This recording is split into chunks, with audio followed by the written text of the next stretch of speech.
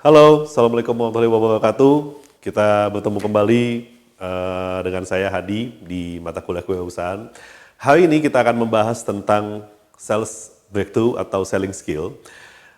Seperti dikatakan sebelumnya oleh saya bahwa ini ada hubungannya dengan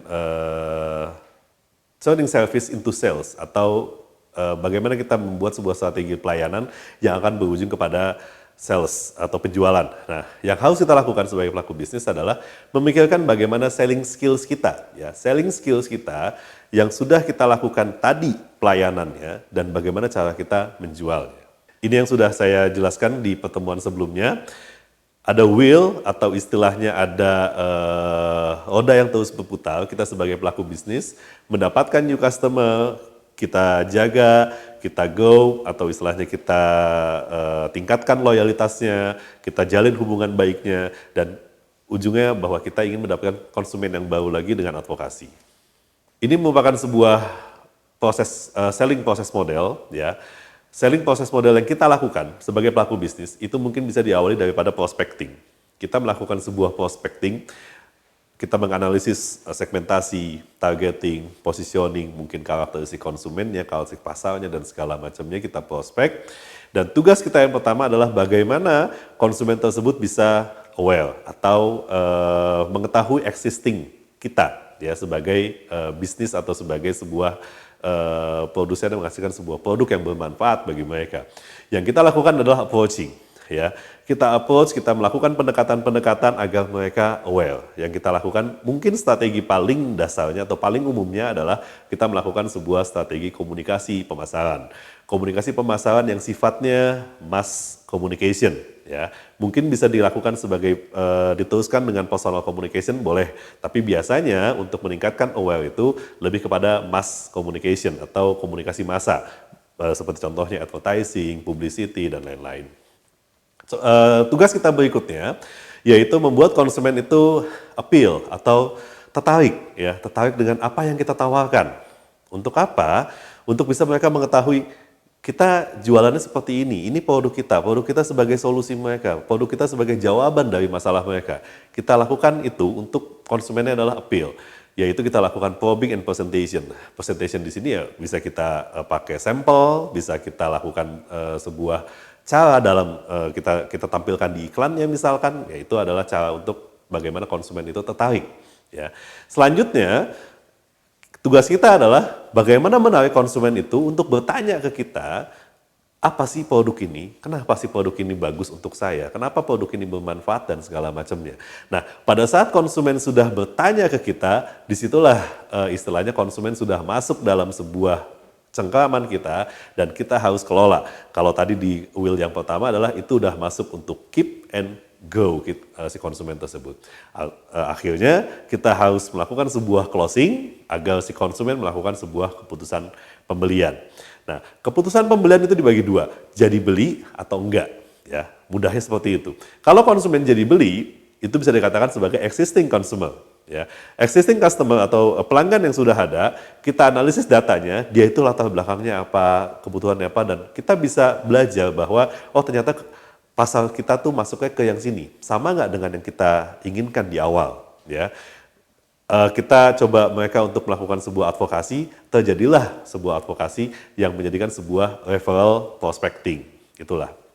Tapi kalau konsumennya nggak beli gimana? Oke, kalau konsumennya nggak beli kita sebut yaitu lost customer. Ya. Lost customer bukan berarti kita tidak bisa mendapatkan konsumen itu. Mungkin belum. Ya. Apa yang harus kita lakukan? Service recovery. Ya. Kita lakukan yang minggu lalu saya jelaskan, yaitu tentang dimensi tentang layanan prima. Service recovery, coba kita tingkatkan influence kita kepada customer. Kita terangkan lebih dalam lagi, kita coba meyakinkan lagi dengan sebuah produk yang dibarengi dengan layanan yang kita pengennya konsumen itu tetap jadi beli. Atau lost customer kita harus jadikan new customer. Nah, ini adalah selling process model. Prospecting, tadi di awal saya jelaskan bahwa suatu langkah awal dalam pencarian dan penemuan new customer. Bagaimana caranya? Itu dibagi dua, ada referral prospecting dan juga non-referral prospecting. Referral prospecting itu ada 3. Konsumen yang puas, teman kita, dan juga center of influence. Jadi kalau bisa jelaskan di sini yang pertama, konsumen yang puas, pelanggan atau konsumen kita yang puas adalah orang yang paling berpotensi untuk mereferensikan produk kita kepada teman-temannya, kepada kerabatnya dan segala macamnya. Friends and acquaintance yaitu Anda dapat meminta referensi dari teman lama Anda, tetangga, teman kuliah, saudara, sepupu dan sebagainya. Jadi kita tanya ke teman kita, temannya ada yang butuh ini enggak, bla bla bla bla bla. Itu adalah friends and acquaintance. Itu adalah referral prospecting. Yang ketiga adalah center of influence. Ini kita dapat atau kita peroleh dari kenalan kita yang memiliki komunitas tertentu, yang memiliki jaringan-jaringan yang luas. Misalkan, wah si ini punya, kita misalkan buka bengkel gitu ya, kita buka bengkel mobil. Kita harus cari teman kita yang anggota klub mobil atau anggota komunitas mobil. Itu adalah center of influence. Kita coba masuk ke komunitasnya dengan orang yang kita kenal. Non-referral prospecting, jika kita tidak mendapatkan referral prospecting, maka cara lainnya adalah 5 teknik pendekatan non-referral. Ya. Yang kita lakukan pertama adalah each cycle, yaitu mengecek kapan pelanggan bersangkutan bisa melakukan pembelian ulang, misalkan di akhir angsuran pembelian kalau di kredit gitu ya. Kita udah ngangsur, begitu udah 2 atau 3 bulan belum lunas, itu biasanya masuk lagi penawaran yang baru. Jadi jangan sampai konsumen itu lepas. Ya. Yang kedua adalah idle account, mengkaji ulang pelanggan yang tidak aktif. Misal dia udah beli sekali ini, tapi kok belum beli lagi ya? Oh, gimana kita caranya follow up? Kesibukannya dia apa sekarang? Mungkin dia sudah pindah, tidak tinggal di situ lagi, atau mungkin dia sudah tidak membutuhkan produk kita lagi, dia sudah beralih ke pesaing. Nah, itu harus kita lakukan. Bagaimana kita men-tracking itu semua agar konsumen itu baik lagi ke kita.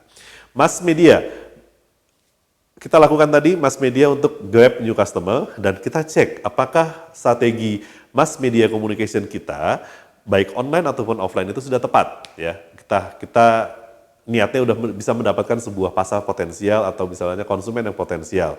Kita lihat, oh kalau memang mungkin sebagai contohnya gampangnya begini. Mobil-mobil yang mahal seperti Ferrari atau Lexus segala macam itu tidak pernah ada di TV. Karena pasar mereka tidak nonton TV. Kan gampangnya seperti itu. Jadi mereka tidak melakukan mass media communication melalui media TV misalkan. Radio, oh mereka juga kayaknya nggak dengar radio. Apa yang mereka lakukan? Oh mereka pasti buka Google misalkan, mereka surfing di media maya. Berarti kita harus lakukan, kita lakukan Google Ads, Top Ads, dan segala macamnya. Yang berikutnya adalah canvassing, menentukan lokasi yang hendak dituju, menyebarkan materi promosi, misalkan menyebarkan flyer dan lain-lain. Nah, non-referral prospecting di sini, misal kita buka sebuah kafe di sebuah jalan, ya, canvassing kita lihat sekelilingnya itu ada apa? Ada sekolah kah, ada hotel, ada perkantoran. Nah, kita melakukan canvassing, kita bikin flyer, kita coba sebarkan ke instansi-instansi yang ada di sekitar toko kita. Nah, setelah kita lakukan approaching, pendekatan, itu pasti akan ada respon dari si konsumen. Ya, 3 teknik untuk merespon keberatan prospek itu dengan reverse, admit, dan juga feel, felt, found. Apa itu contohnya? Kita contoh yang pertama adalah reverse. Misal kita sebagai penjual apartemen lah ya gitu ya. Kita sewakan apartemen. Konsumennya bilang, kok biaya sewa modalnya tinggi, lebih mahal dibanding pesaing bla bla bla dan segala macam. Dengan reverse method, kita melakukan biaya sewa modal kami mungkin adalah salah satu alasan mengapa Bapak perlu menggunakan produk kami. Biaya ini memungkinkan kami untuk memberikan layanan yang cepat dan mudah seperti yang Anda butuhkan. Kita masukkan benefitnya, kita counter alasan mereka. Jadi, gunakan kalimat untuk memberitahu calon pelanggan bahwa Anda mengerti keberatannya, lalu jelaskan hal positif. Oke, memang itu biayanya menjadi sebuah masalah, tapi jangan takut dengan itu kita dapatkan bla bla bla bla bla bla. Berikutnya admit ya. Biaya sewa modalnya kok tinggi seperti tadi. Ini kalau ngeliat di sini di slide ini contohnya seperti pencairan kredit ya. Misalkan oh biaya bunganya kok tinggi gitu ya. Misal kita penjual kredit KPR rumah ya. Pada saat si konsumen menanyakan, bunganya kok tinggi ya, nggak kayak bank yang sebelah gitu. Kita sebagai orang yang menjual kredit KPR, kita bilang, baik Pak, bila Bapak mempertimbangkan biaya sewa modal, memang kami lebih tinggi daripada yang lain. Maaf, mempertimbangkan biaya bunga, mungkin kami lebih tinggi. Namun, Bapak tadi mengatakan kecepatan pencairan sangat penting. Ya, kita cari kelemahan mereka, apa yang mereka inginkan. Modalnya apa, bunganya sekian tapi pencairannya prosesnya bisa sebulan. Modalnya sekian tapi pencairannya bisa besok ataupun 2 hari lagi misalkan gitu ya. Jadi tanggung jawab kami untuk memberikan proses yang cepat dan mudah untuk Bapak, itulah kenapa bunganya lebih tinggi. Gunakan kalimat yang menunjukkan Anda setuju dengan keberatan dari calon pelanggan, lalu berikanlah alternatifnya agar mereka berpikir, oh iya ya, ini yang saya dapatkan. Yang berikutnya contoh dari Feel Felt Found Method ya. Di sini dicontohkan seperti tadi. Biaya sewa modalnya kok tinggi gitu ya. Kita jawab, saya mengerti perasaan Bapak. Dulu calon pelanggan juga merasakan yang hal sama, tapi mereka menemukan bahwa manfaat yang diperoleh sesuai dengan biaya yang dikeluarkan, yaitu proses pencairan yang cepat. Baik lagi kayak tadi contohnya KPL. Jadi gunakanlah kalimat yang memberitahu bahwa kita mengerti perasaan mereka, bahwa pelanggan mengalami perasaan yang sama. Akan tetapi mereka dapat menemukan benefit dari kebutuhan mereka. Balik lagi konsep di sini adalah value sebuah produk. Cost yang mereka bayarkan itu harus lebih kecil daripada benefit yang akan mereka dapatkan. Dan itulah kunci kita. Next. Jadi dengan kata lain, kesimpulannya di sini adalah bagaimana cara kita menjual. Bagaimana cara melakukan sales breakthrough atau terobosan kita menjual. Ada satu solusi teknik di sini yang coba saya kemukakan yang disebut adalah FAB atau Feature, Advantage, and Benefit. Kita menawarkan elemen penjual yang sesuai dengan solusi-solusi yang kita bisa pecahkan masalah mereka. Kita jelaskan fitur produk kita, ya. Advantage di sini kita jangan anggap mereka sebagai konsumen, tapi kita anggap mereka sebagai teman, ya. Kita rangkul mereka sebagai teman, akhirnya kedekatan kita akan lebih beda. Dan yang paling penting tadi adalah konsep value, bahwa cost yang mereka bayarkan atau cost yang mereka korbankan itu harus lebih rendah daripada benefit yang kita tawarkan. Jadi kuncinya adalah mengerti solusi yang akan diberikan oleh pelanggan, ya, apakah berbentuk fitur, advantage, dan juga benefit, serta perbedaan masing-masing pengertian daripada fitur, advantage, dan juga benefit. Contohnya begini, seorang teman biasanya tidak berpikir 2 kali, oh dari dia bagus, ya udah kita beli. Itu adalah udah masuk ke advantage. Ya. Oh ini produknya bagus nih, kayaknya kalau pakai ini misalkan tidak terjadi gangguan-gangguan di berikut, itu adalah fitur. Ya. Benefit, oh iya ini yang pas buat saya. Nah, kita sebagai pelaku bisnis harus mengetahui itu semua daripada konsumen.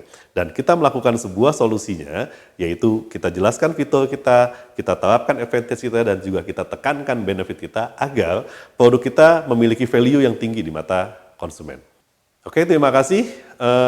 Sampai di situ selling skill atau sales breakthrough. Ya. Ada hubungannya dengan pelayanan, yaitu turning service into sales, tapi pada saat pelayanannya bagus, tidak dibarengi dengan teknik skill, skill selling yang kurang bagus, biasanya tidak akan terjadi penjualan, atau terjadi penjualan hanya sekali. Tapi lebih baik ada pelayanan, ada selling skills, dan terjadi sustainable, terjadi keunggulan yang kompetitif, yang sustain, yang terus-menerus. Oke, terima kasih. Kita ketemu lagi di mata kuliah berikutnya. Assalamualaikum warahmatullahi wabarakatuh.